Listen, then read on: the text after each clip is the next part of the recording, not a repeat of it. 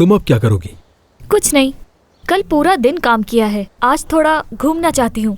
मुझे तुम लड़कियों की समझ नहीं आती। जब कल पूरा दिन काम किया है तो आज घर जाकर आराम कर लो ना, घूमने की क्या जरूरत पड़ गई?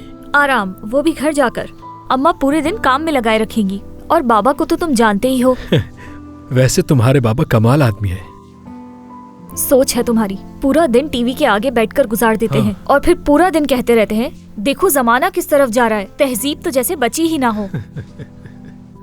जिम, मैं तो किसी पार्क में जाकर थोड़ी देर सुकून से बैठना चाहती हूँ। पार्क? क्या वो भी कोई घूमने की जगह है? हाँ वाकई, कुछ लोग अपने बच्चों के साथ आए हुए होते हैं, कुछ हाथों में हाथ डाले घूम रहे होते हैं। अल्लाह अल्लाह। खैर, गाड़ी निकालने के लिए जाता हूँ मैं। ज़ैनब, एक बार फिर बहुत शुक्रिया। कोई बात नहीं। खुदा हाफिज। खुदा हाफिज।